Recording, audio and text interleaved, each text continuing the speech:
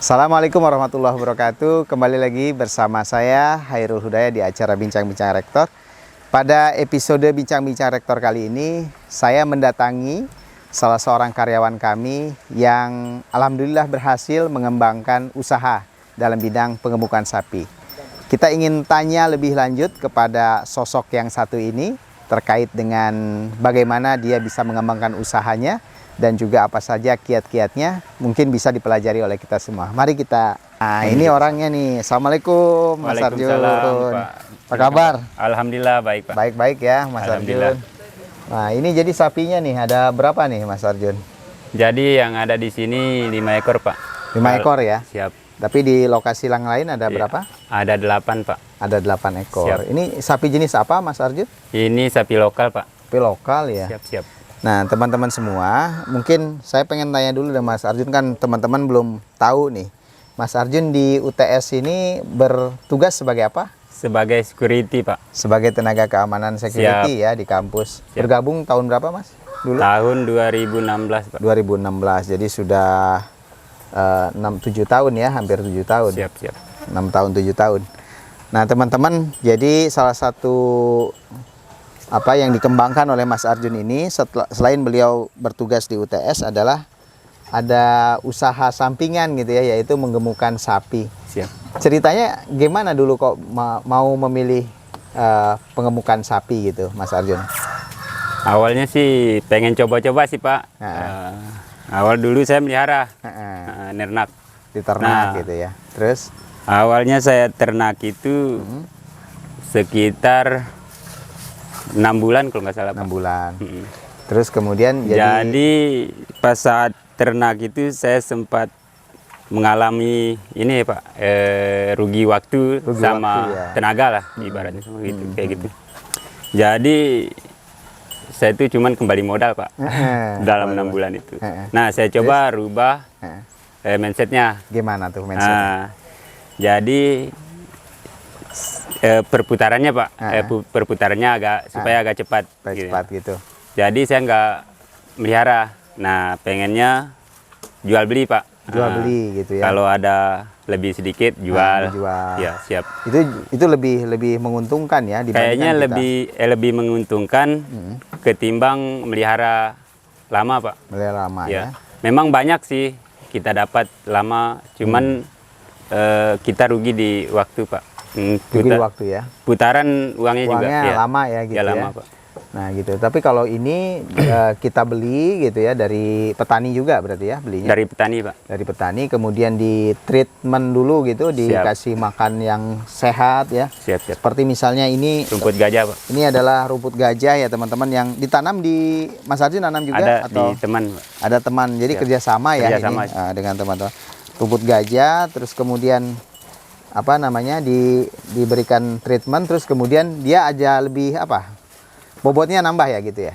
Siap, lebih ini, Pak, lebih gemuk lah. Lebih gemuk lah ya gitu ya. Ibaratnya kita beli seperti ini, Pak. Oh, seperti ini. Jadi yang ini ya. Kita pelihara beberapa bulan, minggu. Ya. Nah, udah ada perubahan baru kita ini, Pak, jual. Oh iya, nanti setelah ada beberapa itu masih kurus gitu ya. Siap. Terus kemudian di treatment dulu. Ada rahasia-rahasia yang khusus nggak, misalnya ada ramuan seperti ada jamu gitu ada juga? Oh, nggak ada sih, Pak. Nggak juga, kita sih cuman pakan rumput alam sama rumput gajah, Pak. Rumput alam dan rumput gajah. Rumput gajah ini yang kan penting teratur aja sih, Pak. Makannya sama minumnya. Itu makan aja sama minum ya. Siap. Kalau untuk diberikan kayak ramuan khusus gitu nggak ada ya? Enggak sih, Pak. Kadang-kadang kalau misalnya agak kelihatan sakit atau apa, baru kita panggil dokter atau pakai ramuan-ramuan lain sih, Pak. Iya. Ini jenis sapi Bali ya? Bali, Pak. Sapi Bali. Sapi Bali itu kalau misalnya Mas Arjun beli dan yang seperti ini nih di kisaran berapa biasanya? Ini pasarannya di kisaran 5 juta, di atas 5 juta. Di atas 5 juta. Ini usia berapa ini, Mas? Usia sekitar 8 bulan ya, Pak. 8 bulan ya. Siap. Oh, jadi dibeli 8 bulan terus kemudian biasanya berapa lama kalau ditahan di sini gitu, istilahnya sebelum dijual gitu biasanya? Kadang nggak lama sih, Pak. Biasanya baru nyampe Ada Kadang juga enggak, yang mencari ya, Ya. artinya Ada yang melihara, lain, nyari sih. melihara yang lari ya. Oke. Nah, Mas Arjun, kan sebentar lagi kita akan menghadapi Idul Adha ya, yang merupakan hari raya kurban gitu. Nah, kira-kira gimana persiapan untuk ke sana? Apakah dengan membeli banyak gitu, atau mungkin banyak orang yang datang ke sini untuk mencari hewan kurban, Mas Arjun? Itu udah kita persiapkan memang sih Pak. Di ibaratnya di dalam 15 itu sudah ada 5 ibaratnya yang siap untuk kurban gitu ya. Nah, itu pun terus diambil biasanya. Kita sudah ada komunitas Pak. Oh kita posting lewat komunitas itu. Komunitas tersebut gitu ya. Jadi semua teman-teman pengusaha itu lihat melalui grup gitu ya. Terus kemudian disampaikan, oh ini ada kondisi hewannya seperti apa gitu ya. Dia udah lihat foto videonya di situ. Nah, dia langsung cek barangnya. Dia nanya lokasinya mana, Pak? Kita kasih tahu mau hulu. Oh ya, siap, saya meluncur. Nah, dia langsung cek ke kandang. Terus kemudian ngecek sesuai atau tidak gitu ya, dengan harga. Dan kemudian tawar-menawar mungkin di situ gitu ya. Di sini baru kita tawar-menawar, Pak. Oh, tawar-menawarnya di sini ya. Kadang-kadang sih di komunitas itu kita tahu. Bisa nggak saya cek kalau harga sekian saya bisa cek gitu. Ya. Nah, terus Mas Arjun, sekarang ini kan lagi marak ya teman-teman semua, kita sudah mendengar di berita dan lain sebagainya itu banyak yang menyoroti soal masalah penyakit namanya PMK kan. Penyakit mulut dan kuku yang kita dengar di Lombok bahkan sudah menjadi zona merah ya. Tapi Sumbawa alhamdulillah masih zona. Nah, gimana?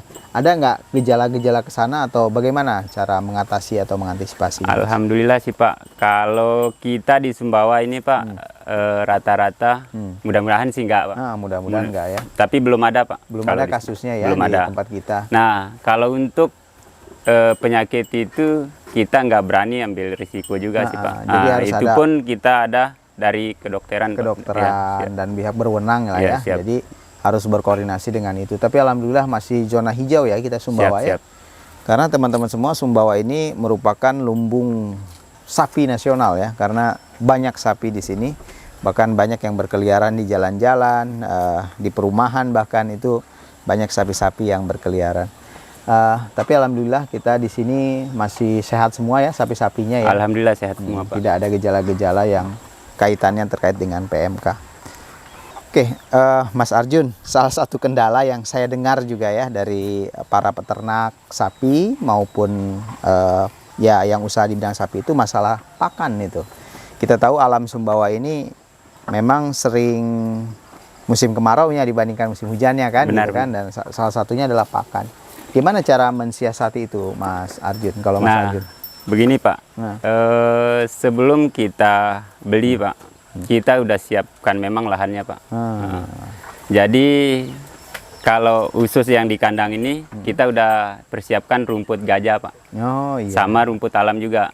Nah, kita biasanya di situ nyabit, pakai sabit, sabit ngambilnya, kita kasih makannya di sini.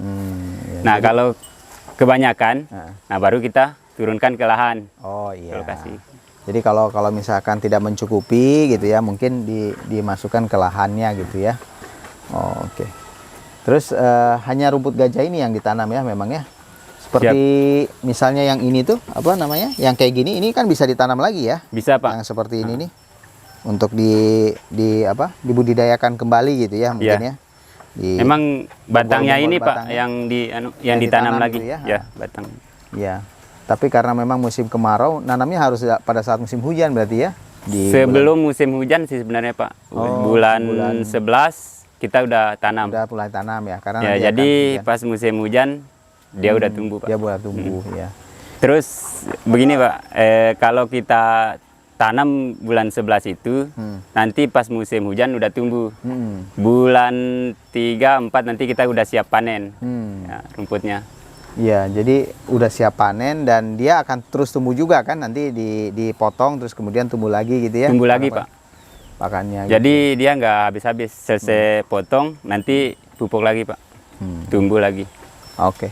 Nah tadi kita kan sudah diskusi soal masalah kendala ya. Kalau saya pernah dengar-dengar nih Mas Jun, pernah ada juga yang pencurian hewan ternak gitu misalnya. Ada nggak kejadian itu di sini? Kemungkinan sih Pak kalau tempat-tempat lain, tapi alhamdulillah di tempat kami ini, Lingkungan di di Desa Pernek Pernek ini ini, ya? alhamdulillah aman Pak. Alhamdulillah ya. Jadi memang apa namanya itu karena apa ya, warganya yang menjaga atau apa ya, mungkin budaya atau apa? Ya sama-sama sih kita Pak. Ya. Ibaratnya kita peternak nih Pak. Jadi sama-sama kita melihara hewan ini. ya, gitu ya. Ya. Nah, Kita sama-sama menjaga. ya. Terus kalau misalnya kan kita jual beli itu berarti kan ada kartu ternaknya ya? Siap Nah, ada. itu lengkap ya itu? Ya? Lengkap Pak. Oh, lengkap kartu Kita ibaratnya beli di desa Leseng. Ya. Nah, kita urus keterangannya di kepala desa Leseng Pak. Oh gitu. Harus ada keterangan desa Pak. Ya harus ada keterangan desa ya. Betul. Ya Mas Jun, menarik sekali ini jenis usahanya, dan kita keluarga besar Universitas Teknologi Sumbawa tentu saja sangat senang sekali ada salah satu keluarga kita yang berhasil mengembangkan dan juga membuat bisnis ini menjadi lebih berkembang. Mungkin ada teman-teman di sana yang ingin lebih ingin mencoba lah dengan jenis bisnis ini, karena di sini lahan juga cukup bagus, luas gitu, banyak, dan sehingga kita bisa mengembangkan. Cuman mungkin Mas Jun punya tips-tips kepada teman-teman semua di sana yang ingin memulai dengan bisnis ini, seperti apa Mas tips-tipsnya? Sebenarnya sih malu ini Ya. kita ngomong sama beliau ini. Ya, Karena saya banyak belajar itu di beliau ini. ya, Tentu di dalam pekerjaan saya di UTS itu, saya banyak belajar sama beliau ini. Nah, yang sering saya dengar diterapkan di UTS itu, di tempat saya kerja itu, saya coba terapkan di sini Pak. ya.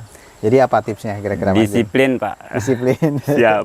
Jadi harus disiplin itu ya Siap, dalam siap. mengelola ini. Disiplinnya misalnya seperti apa Mas Jun? Nah, ini Pak, kalau kita ngasih makan, nah yang seperti saya ceritakan tadi, Iya. kita kasih makan ibaratnya pagi, ya harus tetap pagi Pak, kita tetap pagi. Nah, kayak kita kasih minum ibaratnya pagi, ya tetap pagi. Nah, Nggak boleh kalau telat ya. kita kasih makan pagi, besoknya kita kasih makan sore, nggak bakalan ini, nggak bakalan berubah Pak. Nggak bakalan berubah Mas Jun ya. Jadi kedisiplinan itu yang paling penting ya. Terus kemudian menurut saya ilmunya juga ya Mas Jun ya. Mas Jun kan mungkin udah punya ilmu treatment khusus untuk sapi gitu ya. Ya nggak treatment khusus banget lah mungkin ya. Cuman yang terkait dengan misalnya tadi masalah makannya, masalah minumnya ya Mas Jun ya. Mungkin minumnya dikasih garam gitu? Enggak juga ya. Minum air putih biasanya seperti halnya kita mungkin. Oke teman-teman semua, ini menarik sekali Mas Jun atas tips dan triknya kita mengembangkan satu usaha jual beli sapi tapi ada penggemukannya gitu ya, supaya dia bisa bertambah bobotnya teman-teman semua. Kita dapat insight bahwa ternyata dengan ketekunan dan juga kedisiplinan yang seperti Mas Jun tadi katakan, itu bisa menghasilkan sesuatu, dan ini menjadi contoh juga buat siapapun ya, keluarga besar UTS ataupun siapapun. Ternyata ini bisnis yang cukup menjanjikan ya. Siap. Mas Jun ya. Ya menambah pundi-pundi di samping kegiatan kita sehari-hari di kampus ya Mas Jun ya. Siap. Jadi masih bisa ke-handle. Terutama beliau bertugas sebagai security di kampus kita. Demikian teman-teman semua pada episode yang ke-28 kali ini. Semoga bermanfaat. Terima kasih telah menonton. Wassalamualaikum warahmatullahi wabarakatuh.